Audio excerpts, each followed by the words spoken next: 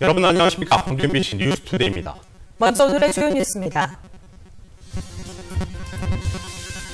세계 최대 컨테이너선이 광양항에 처음으로 귀향했습니다. 동부가 물류 거점항으로 도약하는 기폭제가 될 것으로 기대되고 있습니다.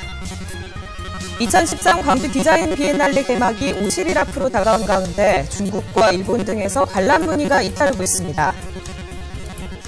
광주시가 노인 요양시설과 양로시설 등을 대상으로 정서적 학대 등 노인 학대 행위에 대한 특별 조사에 나섰습니다.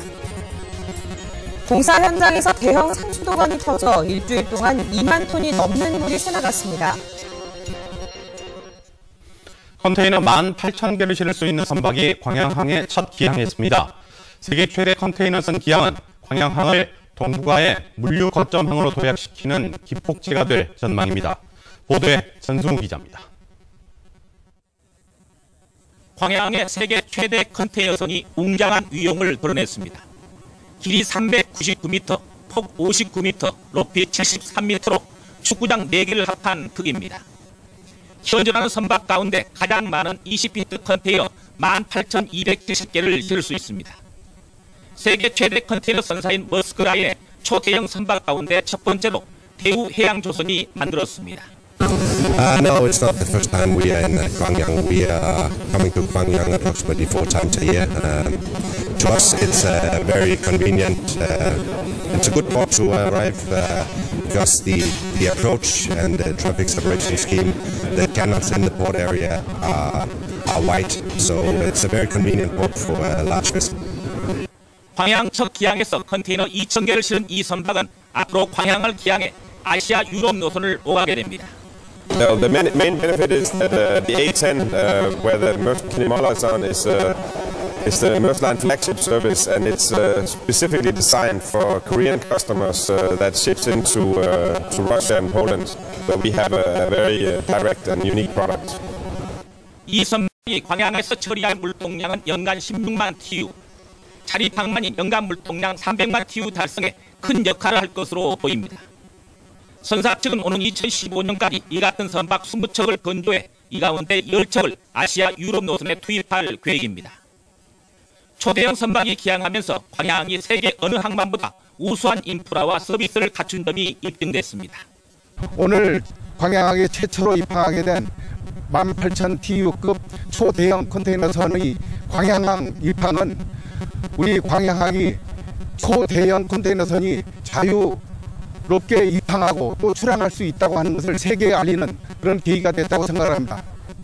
초대형 선박의 기항이 잇따르면서 동북아 물류 거점에 발판을 마련하는 광양. 선사 마케팅과 항만 경쟁력 강화로 앞으로 얼마나 많은 물동량을 창출해낼지가 최대 과제로 남아 있습니다. MBC 뉴스 전승우입니다. 광주 전남의 무역 수지가 4억 달러의 흑자를 나타냈습니다. 광주본부 세관에 따르면 지난달 광주 전남 지역의 수출은 45억 달러, 수입은 41억 달러로 4억 달러의 무역 수지 흑자를 기록했습니다. 품목별로 보면 반도체와 수송장비의 수출은 늘고 철강 제품과 가전제품의 수출은 줄었습니다. 2013 광주 디자인 비엔날레 개막이 50일 앞으로 다가온 가운데 아시아 나라들의 주목을 받고 있습니다. 광주 비엔날레 재단에 따르면 한류스타인 보아와 윤호가 이번 디자인 비엔날레 홍보대사 등으로 참여한다는 소식이 알려지면서 중국과 일본 등에서 관람 문의가 수요하고 있습니다. 비엔날레 재단은 또 유명 디자이너 40명이 광주 전남의 맛집과 여행지를 담은 가이드북을 내놓을 예정이라면서 이번 디자인 비엔날레가 광주 관광의 새 장을 여는 계기가 될 것이라고 말했습니다. 국정조사가 공회전하는 가운데 민주당이 장외로 나왔습니다. 국정원 사건의 진상이 규명될 수 있도록 국민들이 뜻을 모아달라는 건데 국민들의 시선이 따뜻하지만은 않았습니다. 윤군수 기자입니다. 민주당 국회의원들이 거리로 나왔습니다.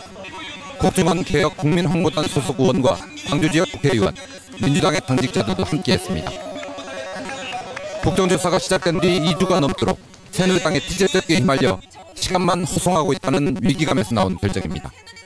끝끝내 국정조사에 소극적으로 나오고 다른 비밀을 잡아서 무산시키려고 할 가능성이 있어서 제가 제한적인 장애 투쟁을 지금 진행하는 것입니다. 하지만 시민들의 반응은 냉담해 보였습니다. 새누리당의 전략에 끌려다니며 제1야당으로서의 소임을 다하지 못했다는 애정어린 질책도 나왔습니다. 좀 답답했어요. 이양 국정 조사할 바는 그 사람 하나 127명이라는 국정이 있잖아요. 다른 사람도 많은데 왜 꼭 그 둘이만 했느냐. 김현, 진선미 두 의원의 특위위원 사태로 배수진을 친 민주당은 국정원 대선 개입 사건의 진상이 밝혀질 수 있도록 시민들이 의지를 모아달라고 호소했습니다. 국정조사를 반드시 완수해내라는 국민의 그런 마음을 모아서 국민과 함께 꼭 보여주고 이루어내고 싶습니다. 광주에서 장외선전을 마친 민주당은 전남과 영남, 충청 지역을 차례로 들며 국민들의 관심을 촉구할 예정입니다. MBC 뉴스 윤호수입니다.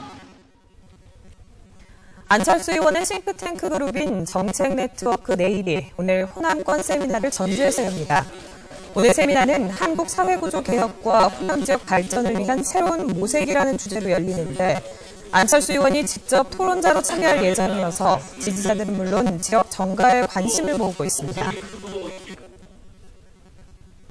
중고등학교 과정 대안학교 학생들이 국정원 선거 개입을 규탄하는 시국선언 행렬에 동참했습니다. 중고등 통합과정 대안학교인 광주지혜학교 학생자치회는 내일 충장로에서 열리는 촛불문화제에서 국정원을 규탄하는 시국선언을 발표한다고 밝혔습니다. 학생들은 미리 공개한 선언문에서 국정원의 선거 개입은 권력의 주체인 국민을 무시하고 국가의 근간을 흔든 행위라고 지적했습니다. 이명박 정부 때 영어 몰입 교육을 위해 초중고등학교에 채용됐던 영어 전문 강사들이 무더기로 해고될 처지에 놓여 있습니다. 근무 계약 기간을 4년 이하로 규정한 교육부의 지침 때문입니다. 박주인 기자입니다. 영어 전문 강사들의 농성이 일주일 넘게 계속되고 있습니다. 초중고등학교에서 영어 회화 수업을 맡고 있는 이 강사들은 무더기로 해고될 처지에 놓여 있습니다.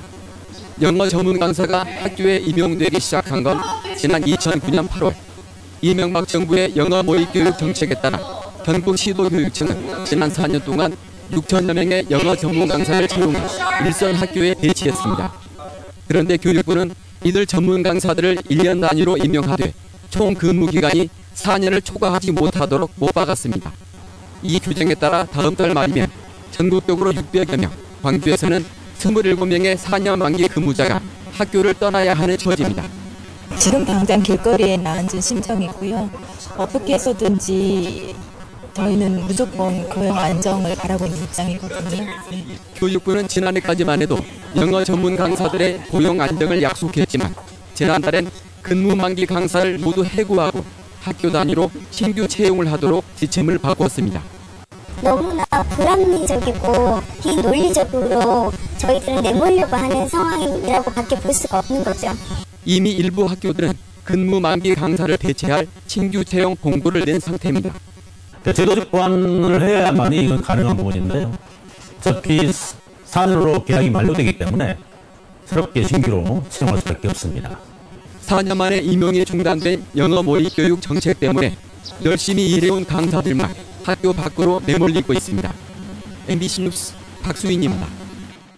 네, 조금 전에 보신 것처럼 정부의 한시적인 교육 정책이 비정규 교사를 양산하고 이들의 고용과제 위태롭게 하고 있는데요. 현 정부가 또다시 한시적으로 전문 강사를 채용해 과학 몰입 교육을 실시하는 방안을 구상 중에 있습니다. 정영팔 기자입니다. 최근 교육부가 시도교육청에 보낸 공문입니다. 과학교육진흥법을 개정하기 위해 의견을 조사하는 내용입니다. 그런데 개정안의 골자는 초중고등학교에 과학 전문 강사를 배치해 융합과학교육을 실시한다는 내용입니다. 정책 시행 기간은 내년 1월부터 2018년까지 5년입니다. 최근 강사들의 고용 문제가 불거진 영어 몰입 교육에서 과목만 바뀌었을 뿐 시행 방법이나 형태가 거의 같습니다. 5년 동안 전국적으로 수천 명의 비정규 강사가 생겨날 것이고 이후에는 또다시 고용 위기에 직면하게 될 수 있습니다. 정책이 바뀔 때마다 비정규직이 양산되고 또 이전 정권의 이 정책에 따라서 없어짐에 따라서 비정규직이 또 해고가 됩니다. 정책이 바뀔 때마다 비정규직만 죽어나는 거죠. 집단 해고 처지에 놓인 영어 전문 강사들도 지난 2010년 정부 정책에 의해 채용됐습니다. 당시 채용 공고의 강사들의 계약 기간은 교육 공무원의 정년을 준용한다고 명시돼 있었지만 지켜지지 않았습니다. 정년을 준용한다라고 분명히 적혀져 있었고, 그래서 많은 선생님들께서 미래를 보고 제2의 직업으로 선택해서 오신 분들이 많죠. 광주시 교육청은 정부의 과학 전문 강사 배치 계획에 대해 비정규 교사를 양산하게 되고 향후 고용 안정에도 문제가 될 우려가 높다며 교육부의 부정적인 입장을 전달할 예정입니다. MBC 뉴스 정영팔입니다. 최근 경찰이 대낮에도 음주 단속을 하고 있습니다. 단속 현장을 동행해서 지켜봤더니 단속에 걸린 사람들 한결같이 운이 없어서 걸렸다는 반응입니다. 송상근 기자입니다. 점심시간이 한참 지난 오후 3시, 경찰이 음주운전 단속을 하고 있습니다. 최근 대낮 음주사고가 잇따르자 단속을 더 강화한 것입니다. 보세요. 더 됐습니다. 단속 시작 30분 만에 여성 운전자가 적발됩니다. 혈중 알코올 농도는 0.074%, 면허 정지 수치입니다.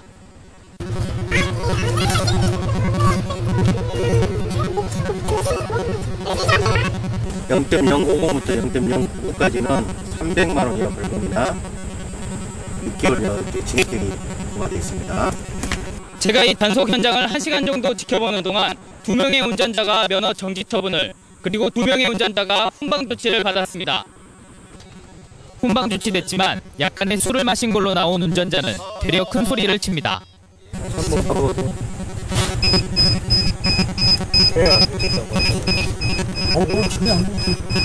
음주운전으로 면허가 취소된 상태인 운전자가 다시 음주운전을 하다 걸렸습니다. 본인의 음주운전이 잘못됐다고 생각하는 게 아니라 운이 없었다는 식입니다. 최근에 실시하지 않아서 상당히 방심을 하고 운전을 지금 마음대로 한 것 같아요. 그러니까 아무튼 대낮이 더 위험할 수가 있죠. 지난해 광주에서 적발된 음주 단속 건수는 9,500여 건으로 전년에 비해 15% 정도 증가했습니다. MBC 뉴스 송정근입니다. 앞서 보셨다시피 법 안 지키는 사회 하루 이틀 일이 아닌데요. 재헌절을 맞아 우리 사회 준법 의식 어떤지 시민들에게 직접 물어봤습니다. 김인정 기자입니다. 법은 원래 불공정하다는 사회적 불신부터 그거는 확실하죠. 줄이 있는 사람이 당연히 보이부터 뜻을 하겠죠. 전 대통령이었다든지 국회의원이라고 해서 그렇게 봐주면 안 될 것 같아요. 그런데 왜 나만 법을 지켜야 하냐는 불만까지. 당연히 되는 거긴 하지만 그래도 좀 억울하기도 하고. 죄송합니다 라는 말보다는 왜 저한테 먼저 그러세요 라는 부정적인 반응들이 있죠. 최근 한 택시기사가 고공시비를 벌였던 배경도 다들 신호를 위반하는데 왜 나만 단속하냐는 불만에서였습니다. 뒤에 다른 차는 자연히 또가 따라온단 말이에요. 아는 차량은 뭐고 한 차량은 뭐냐 이거예요. 세계은행이 지난해 발표한 우리나라 준법 의식 수준은 OECD 34개 국가 중 26위로 최하위권 수준에 머무르고 있습니다. 대통령이었던 전두환 씨가 무려 18년 동안 1,000억 원이 넘는 추징금을 내지 않는 등 소위 강자들의 범법 행위가 암묵적으로 용인되어 온 것도 이런 분위기를 만드는 데 한몫하고 있습니다. 국민들이 법이 강자나약자에게 공정하고 평등하게 집행되지 않는다는 불신감에서 비롯된 측면이 큰 것 같고요. 모든 사람은 법 앞에 평등하다는 민주주의의 가치가 무식해진 요즘, 재헌절의 의미가 더욱 무겁습니다. MBC 뉴스 김정입니다. 노인복지시설에서 학대 행위가 증가함에 따라 광주시가 노인보호 전문가 등 총 11명으로 학대 특별조사팀을 만들어 본격적인 운영에 들어갔습니다. 조사 대상은 지역 내 노인 요양시설과 양로시설 등 생활시설이며 신체적 성적 학대뿐만 아니라 정서적 학대 방임까지도 특별 조사합니다. 노인 학대를 유형별로 보면 지난해의 경우 방임이나 유기가 34.5%로 가장 많았고 정서학대 30%, 신체학대 26.1%의 순이었습니다.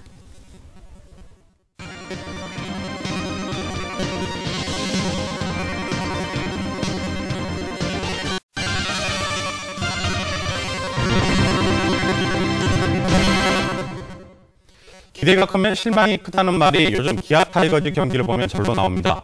시즌 초반 우승 후보로 거론되더니 전반기 성적표는 전체 팀 가운데 고작 5위에 머물고 있습니다. 이계상 기자입니다. 기아 타이거즈의 올 시즌 출발은 어느 때보다 막강했습니다. 개막 이후 한 달 넘게 선두권을 지켰습니다. 새로 동주를 옮긴 김주찬이 치고 달리고 나지완과 최희선 등 골퍼들은 홈런포를 쏘아 올리며 팀 승리를 이끌었습니다.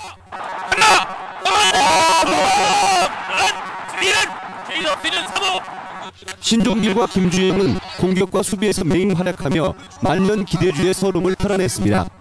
하지만 불펜과 마무리 투수는 늘 살아둔 판이었습니다. 이 때문에 기아는 올해 전반기 16차례 역전패를 당했고 그 외에 3차례나 다 잡은 경기를 놓쳤습니다. 그렇게 좀 긴장감 없이 한번 해보고 싶다. 맨날 긴장감 있고 막 이렇게 경기를 하서 좀 편안하게 경기하고 싶다는 생각을 야수들이 많이 하거든요. 극약 처방으로 시즌 중에 김상현을 SK로 보내고 송은범과 신승현을 수혈받았지만 아직까지 큰 효과를 거두지 못하고 있습니다.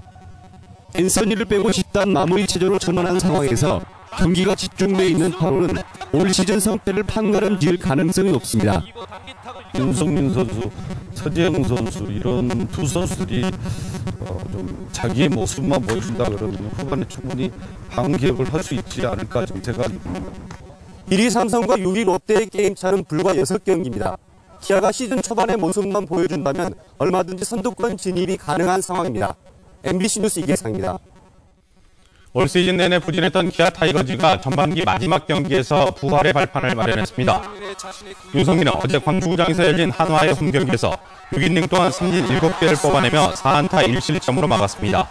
기아는 나지완의 2점 홈런을 포함해 상단 8안타로 6점을 뽑아내면서 한화에 6대2로 승리했고 전반기를 5위로 마무리했습니다.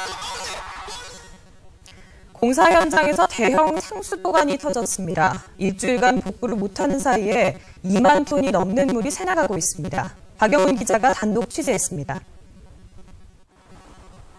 영산강 하구도 구조개선 사업 공사장입니다. 쉴 새 없이 물이 솟구쳐 나옵니다.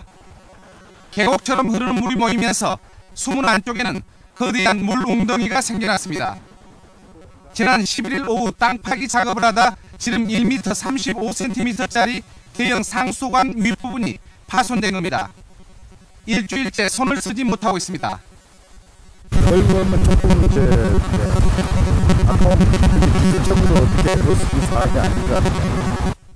인근 장흥댐에서 목포와 무안신안 등 3개 시군에 물을 공급하는 주 관로로 수압이 강해 복구를 하려면 무더위에 최소한 하루 이상 단수가 불가피합니다. 때문에 누수를 감수하고 관로를 통째로 옮기는 방안을 택했는데 빨라도 2, 3일간은 더 물을 그대로 흘려보낼 수밖에 없습니다. 시민에 대한 중단 없는 물 공급이 우선이기 때문에 물 공급 중단이 없도록 복구를 최대한 빠른 시일 내에 완료를 하도록 하겠습니다. 사고 이후 하루 누수량은 2천 가구가 쓸 수 있는 4,000톤 안팎, 지금까지 2만 톤 이상의 물이 새나간 상태입니다. MBC 뉴스 박영훈입니다. 농민회 광주전남연맹과 전남 마늘 생산자일동은 산지 마늘 가격이 반토막 났다며 마늘값 폭락에 따른 대책 마련을 촉구했습니다. 이들은 성명을 통해 중국산 마늘 수입 증가와 국내 생산량 증가로 지난해 4,000원 선에서 거래되던 마늘 1kg이 올해는 2,000원대로 급락했다며 마늘 농가의 소득 보장을 위한 대책을 세워달라고 요구했습니다. 농촌 소규모 학교인 화순 북면중학교에서 학생과 지역민들을 위한 명사특강이 열렸습니다. 이번 특강에는 하버드대 교육대학원 심리학과의 조세핀 킴 교수가 초빙돼 행복한 삶을 위한 정서적 안정의 중요성을 지역민들에게 설명했습니다. 북면중학교는 행복한 작은 학교 조성을 목표로 학생과 지역 주민들을 위한 명사 초청 특강과 소통 행사 등 다양한 프로그램을 운영하고 있습니다. 무등산 국립공원에서 발생하는 산악사고에 경찰과 국립공원 관리공단이 함께 대응하기로 했습니다. 화순경찰서와 무등산 국립공원 본부사무소는 어제 산악구조 업무 협약을 맺고 탐방객 안전사고가 발생했을 때 업무 협력 체계를 구축하기로 했습니다. 또 등산객 안전 확보 이외에도 무등산에서 발생하는 각종 범죄 예방과 무등산 환경 보호에도 힘쓸 것을 다짐했습니다. 광주시가 민선 5기 3년 동안 평균 3일에 한 건꼴로 조례를 제정 또는 개정해 모두 349건의 조례를 공포했습니다. 이는 민선 사기 연평균 88건보다 4배나 증가한 것입니다. 이에 따라 광주시가 보유하고 있는 자치법규는 조례와 규칙이 569건, 내부 업무 처리 지침 성격의 훈련과 이해규가 148건으로 늘었습니다. 국립광주과학관 초대관장에 최은철 전 국립과천과학관장이 임명됐습니다. 최은철 광주과학관장은 부산대를 졸업했으며 지난 2011년 10월부터 최근까지 국립과천과학관장을 지냈습니다. 이에 따라 지난해 11월 준공되고도 운영비 부담을 둘러싸고 미래창조과학부와 광주시 사이의 갈등이 불거지면서 문을 열지 못한 광주과학관이 조만간 정상 운영될 것으로 보입니다. 학교폭력 피해자를 지원하는 맥지 청소년 힐링센터는 여름방학을 맞은 초등학생들을 위해 다음 달 26일부터 학교폭력 치유 프로그램을 진행합니다. 이번 프로그램은 학교폭력 피해 학생들의 상처를 치유하고 사회적 관계를 복원시켜 심리적 안정과 학교 재덕응을 돕는 데 중점을 두고 운영되며 참가 신청은 지역 아동센터를 통해 다음 달 19일까지 접수합니다. 차라리 시원하게 비라도 내렸으면 할 정도로 무더운 요즘입니다. 오늘도 어제만큼 덥겠고요. 폭염주의보도 이어지겠습니다. 이럴 때는 꼭 끼는 옷보다 통풍이 잘 되고 헐렁한 옷 입는 게 좋겠습니다. 자외선 차단에도 신경을 써야 하는데요. 대부분 지역에서 자외선 지수가 높겠지만 특히나 영광과 한평에서는 자외선 지수가 위험 단계까지 올라가겠습니다. 밖에 조금만 있어도 몇 분 안에 피부가 탈 수 있기 때문에 이 지역에 계신 분들께서는 자외선 차단에 더욱 신경 쓰셔야겠습니다. 참 한결같은 하늘입니다. 오늘도 어제처럼 가끔 구름만 많겠습니다. 현재 기온은 영광 25도, 장성과 담양 24도, 광주 26도로 어제와 비슷하거나 조금 낮은 기온입니다. 오늘 낮 기온은 대부분 지역 30도를 웃돌겠고요. 어제만큼 덥겠습니다. 물결은 모든 바다에서 잔잔하게 일겠습니다. 이번 주말까지는 더위가 있겠습니다. 야외 활동하기는 무난한 편이고요. 다음 주에는 장마전선의 영향을 받으면서 흐리고 비가 오는 날이 많을 것으로 전망됩니다. 날씨였습니다.